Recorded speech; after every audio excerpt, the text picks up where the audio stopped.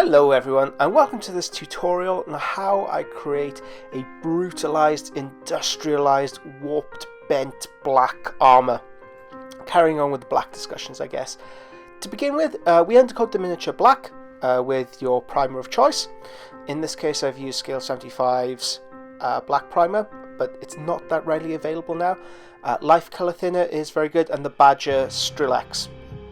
It is a very, very good undercoat if you wanted to go that way. And then we mix up a solution of black ink and polyurethane gloss varnish from Vallejo, and we coat the entire miniature. Next up, we use Green Stuff World's Martian Green, and we airbrush this in two very thin coats, two even distributed coats across the entirety of the miniature. Now with this, the aim isn't for one coat coverage. This paint is a little finicky, it splits very easily. You need to give it a damn good shake up before applying it to the miniature. I mean, it's part of the solution, it splits easily because it's a two-tone colour effect. Be patient with it, apply it in thin, even coverages, thin, even coats. And if you're lucky, so this happened to be a very good coat on the first time round, I'll add a second coat on top of that to reinforce it. And next up, I will be using Silver by Vallejo with a touch of Martian Green again to begin the highlighting process. Now, when we highlight things, or when we begin the airbrushing process, when we begin painting using the airbrushing process, we do end up with surfaces that look very bland. The tones are gorgeous, the tones are very nice, the transitions are nice, but it lacks grit, it lacks the depth that we get from the actual sculpt. In order to break up the airbrushing process and give that natural grit and to give a natural highlight to this very unusual surface, we are going in with a silver and we are trying to highlight aspects of the sculpt. So this goes, this stage tends to go on the very hard edges of the highlights, wherever you would see natural abrasions and knocks and nicks. So wherever you have a hard edge. If you have trouble visualizing these areas, just think where you would naturally add an edge highlight. If you were highlighting this, if you were painting this like a normal Games Workshop miniature, and where you'd expect to add an edge highlight, that's where you would add this stippling stage. The foam, by the way, is taken from a Forge World Character Series box. They come with these little foam inserts. I get it from that. You could also use the foam from your cases. That's excellent as well to use. I would not advise using any other foam. We need a nice, evenly distributed, flaky foam. I sound like I'm on a cooking show now. Oh, okay. If you don't like using that, well, take your favourite brush and cut it. I was recently at a tournament, well, our gaming weekend, where I gave away a few prize support, and I gave away cut brushes. Unfortunately, I didn't get the chance to speak to everybody I gave a brush away to. So I couldn't help feel like I was trolling people. That okay, you've won this awesome prize. Here's a destroyed brush. But a stippling brush is so good for creating depth and detail to your miniature. It's the same kind of thinking, the methodology we want to apply to the stippling stage with the foam. We want to hit the very hard edges, anywhere that would naturally create knocks and scratches. After that's done, after essentially we've added volume to the armor plates, we apply another layer of Green Stuff World Martian Green on top. To finish the airbrushing process, we use Nuln Oil and we reinforce the shadows. Again, this is quite a hard to realize area of where we want to highlight and shade. Follow the volumes of the piece. If you are in doubt, add a nadir shadow. So we have a zenithal highlight, light from above. A nadir shadow should concentrate on the darkest areas of the armor. If you can imagine a light source sitting above the miniature and then directing your shadows in the opposite direction. Alternatively, take lots of photographs of your miniature underneath a single strong light source. This will give you an idea of where the strongest highlights will be and where the natural shadows, the dips, will occur. Now I'm using Nuln Oil because this has this wonderful quality of actually drying quite matte. So it's a nice contrast between this kind of like oil slick layer underneath, and then the dead matte zones of the black of the absolute shadow. As you can see, I'm not going in with a very big strong first layer. I'm adding a layer, having a look, mainly underneath the shoulder pads, underneath the legs, underneath the gut plate, and anywhere that I want to reinforce the shadow. Now every video in the series, or nearly every video in the series, will have some kind of pre-coating tutorial. I would refer to the Ultramarines workflow tutorial video that was released last year, or well, depending on when you're viewing this, it could have been released a few years ago. But have a look in the homepage. There should be a directory, which is a hyperlink to all available tutorials. Have a look at Painting the Legions, Ultramarine workflow, and you'll be able to find it there. It'll give you an idea of where you want to reinforce shadows and highlights, etc. Easier to do with Marines because they are built to be, well, painted very easily. And there will be a forthcoming tutorial series for students to learn how exactly a pre-coat and a volume highlight works. Okay, next up we take silver mixed with Martian green once again, and we apply this to the hardest edges of the armor plate. Now there's very little paint on the brush at this stage. It's practically a dry brush consistency. So I'm working very hard to impart any kind of silver from the bristles of the brush onto the miniature. I'm trying to aim for the highlights first, and then any hard edged areas. The aim with this stage is to define the lines of the sculpt and add artificial scratches to the armor plate.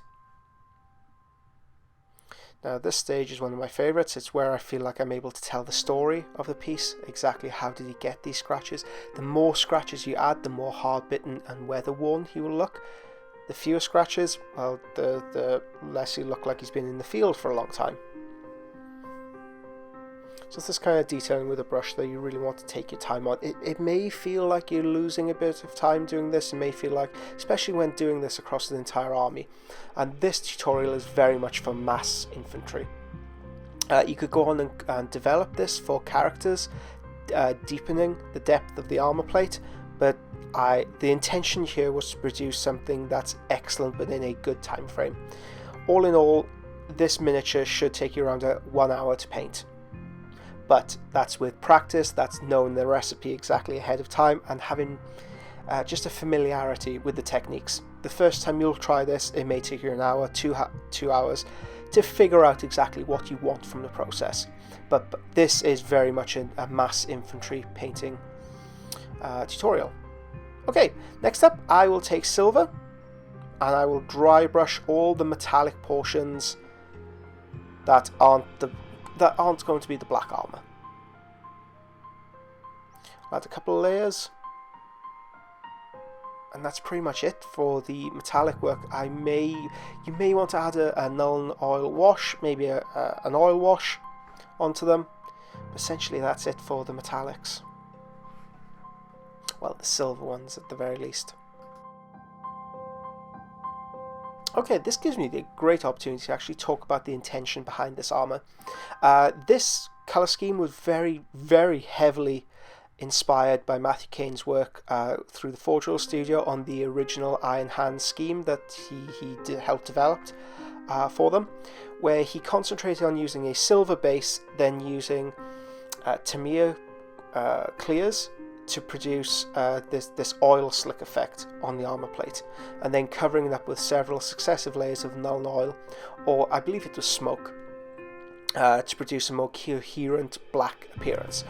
Now that scheme is very good. It does give the impression of a distressed, warped black, industrial black, something that's been heated and cooled over and over and over again. It's a very grim industrial looking armor plate. But it was so hard to achieve, and the amount of time it took to do each miniature, For me, it's impractical to do en masse as an army-wide thing. This scheme, thank the heavens, Green Stuff World released their colour shift paints a few years afterwards. I've had so much fun experimenting with them, and this is one of the consequences of those experiments, where you're able to achieve that distressed black metal in 2 coats rather than several. My god, such a time saver. It's one of these colours that's very hard to photograph, because, as you know, photographing metallics is a little bit difficult, because the reflections, the shine goes everywhere. But when you see it in person, you can see it on the video, when you're twirling it around, it just has such a dynamism that maybe non-metallic work would be lacking. Okay, for the white areas, we are looking at creating not a pure white, because again, Grimdustrial, industrial watchwords for this project. We want to keep in theme with these with this idea.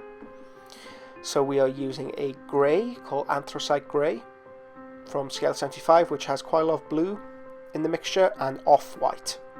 I'll be applying roughly 70%, maybe of just a pure graphite. Let's not complicate things. Pure graphite onto the white areas, or the bits that will be white, and then I'm beginning the edge highlight with off-white, and this will establish my main highlights. From here I can begin the glazing process to add more nuance, which I'm doing here. So on the highlighted areas of the shoulder pad, I'm drawing the blade of the brush towards where I want the pigment to sit. Now, if you want further explanation of this technique, if you want to examine this more in depth, I would advise you to look at the PDF tutorial on brush techniques, and it has a technical breakdown of how to achieve a layering technique, which is essentially what I'm doing here. So the edge highlight is to define the sculpt, the glaze, the layer is there to add tonal variety. Okay, next up, since I have off-white on the brush, I will be applying that to all the eyepiece areas. Then next up, I'll be using Nuln Oil to again force the shadows into a deeper recess. It's very important that you use a good brush for this, something with good capillary action, something that holds a good reservoir of paint in the bristles. Winsor & Newton Klinsky Sable Hair is preferred, but if you are using a synthetic brush, make sure you use a new one, because the disadvantage of using a synthetic brush is that they don't last quite as long. And I'm simply drawing this into the gaps and recesses of the armour plates, and I can also draw the blade of the brush towards the shadows to reinforce them. And hell, if I get bored, which I frequently do at this stage, I can add a few scratches here and there, maybe some tonal variations. Maybe I'll use the brush in the stabbing motion to give the impression of slight battle damage. So even though we are doing these unifying marks that, I mean, you may really get off on this, I'm not sure, but for me, these stages, they can be a bit slow. In order to break them up mentally for myself, especially when we're working on like units of 20 of these guys, I'll break up the brushwork. So I'll add stabbing techniques just to make it more palatable to paint them en masse, so it doesn't feel like I'm just churning through these things, but to give myself that sense of story, again, that they are individual, they have had their own lives. It's a mental trick you will have to learn to grind your way through mass infantry.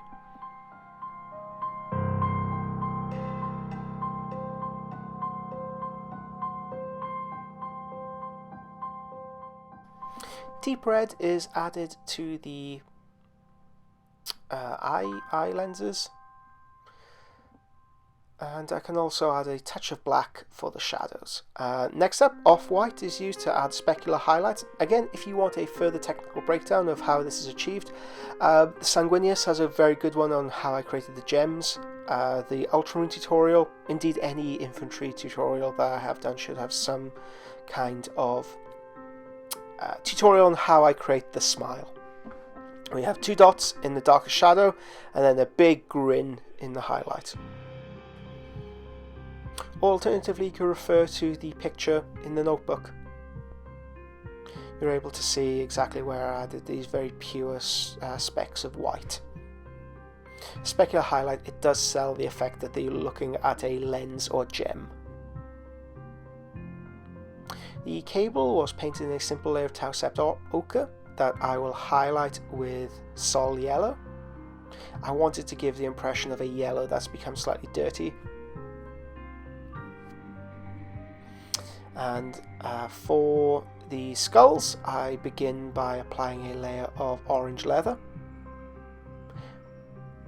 Next up, I use birch, not in a very smooth motion with the brush. If you pay attention to how the brush stroke starts smooth and then kind of becomes a stabbing motion.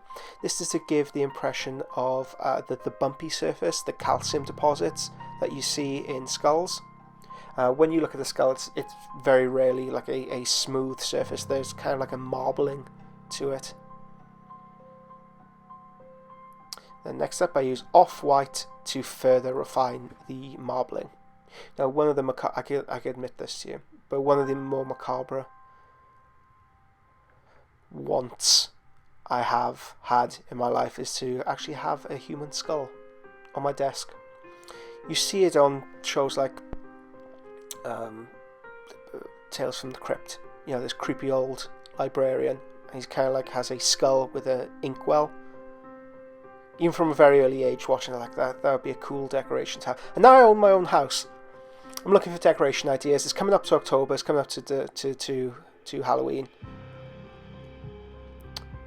I'll see if I can, yeah. Instead of seeing a man about his dog, see if I can see a man about a human skull. I'm not actually sure if it's legal to have human skulls in your house. If you know, hit me up. I want to know where I stand on the legalities of that. But more importantly, if you try anything from this tutorial, please send me pictures of it. Post it to me via Facebook, Instagram, Twitter. I'd love to see what you guys are up to, what these tutorials are spawning, and it makes me feel less like I guess given the tenor of how this conversation has gone or how it's ended, it makes me feel less like a serial killer or some kind of weirdo who spends his days indoors speaking into a microphone on his own. It gives me a sense of community. So if you could make me feel more connected to a community, that would be phenomenal. Okay, thanks very much, guys. I'll catch you in the next video, which should be continuing on with the Leviathan tutorial series. Catch you next time. Bye bye. Bye bye bye bye.